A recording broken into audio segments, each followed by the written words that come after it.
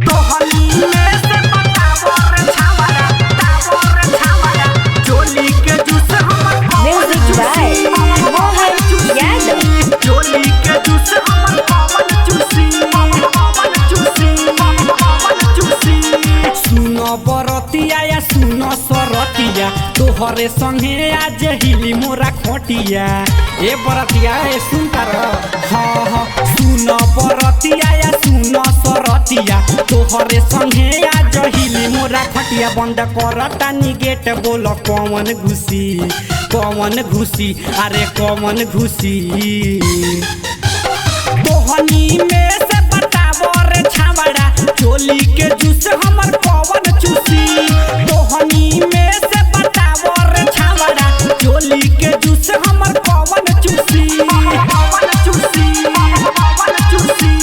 तोहनी में से बतावो रे छावड़ा म्यूजिक बाय मोहन यादव। चोली के जूस हमर पवन चूसी मेहरी के छोड़ी घरे आइला बाराती तोहनी के मजा आ जेते हम भर राती चढ़ल जवानी के लेला पूरा मजा तोहरा से कहतानी सुनो हमर राजा हाँ हाँ मेहरी के छोड़ी घरे आइला बाराती तोहनी के मजा आ जेते हम भर राती चढ़ल जवानी के लेला पूरा मजा तोहरा से कहतानी सुनो हमर राजा लहंगा में झोंके में सबका के जैसे झोंकल जाला चूल्ही में भूसी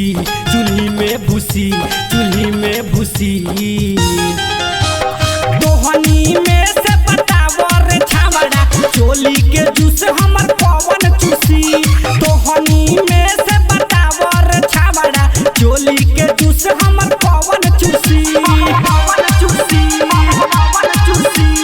तोहनी में से बतावो रे छावड़ा म्यूजिक बाय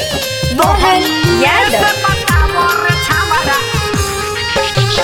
चोली के जूस हमर पवन चूसी पाजा में पकड़ के ऊपर चढ़ के लेला तू मजा चाहे जो बन रगड़ के हमरा से मजा बाबू जितना तू पैबो ओतना मजा मौगी दिहे नहीं घर के पाजा में पकड़ के ऊपर चढ़ के लेला तू मजा चाहे जो बन रगड़ के हमरा से मजा बाबू जितना तू पैबो ओतना मजा मौगी दिहे नहीं घर के जनदन छय अजित लिहे भरपूर मजा जाई ना केहू यहाँ से रूसी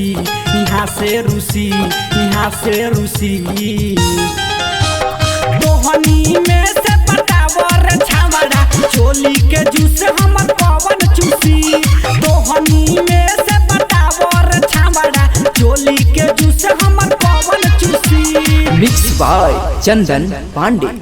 प्रेजेंटेड बाय टॉप म्यूजिक।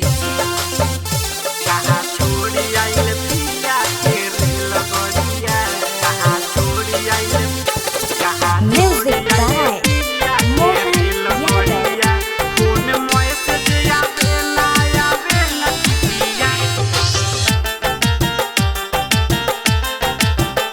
कहाँ छोड़ी आइले पिया के रेल गड़िया कहाँ छोड़ी आइले पिया के रेल गड़िया फोन मैसेज आवे ना चिठिया फोन मैसेज आवे ना चिठिया कहाँ छोड़ी आइले पिया के रेल गड़िया कहाँ छोड़ी आइले पिया के रेल गड़िया कहाँ छोड़ी आइले पिया के रेल गड़िया कहाँ छोड़ी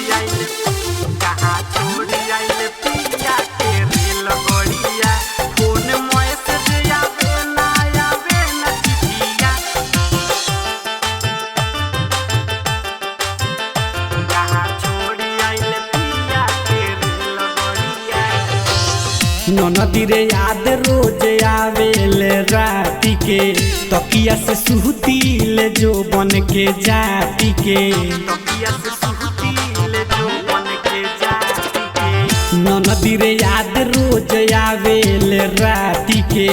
तकिया से सुहतील जो बन के जाती के कह के गईले कि फोन करब रतिया के हो लागे फंस गईले कवन सब तिनिया से हो ननद लो रवे से भीजे ला रोज तकिया कहाँ छोड़ आइल पिया के रेल गड़िया कहाँ छोड़ आइल पिया के रेल गड़िया कहाँ छोड़ आइल पिया के रेल गड़िया कहाँ छोड़ आइल पिया के रेल गड़िया कहाँ छोड़ आइल पिया के रेल गड़िया फोन मैसेज आवे ना चिट्ठिया कहाँ छोड़ आइल पिया के रेल गड़िया राइटर जीत कुमार कुशुआ है देवर मनी सपिया बस गइल कहाँ राइटर जीत कुमार कुशुआ है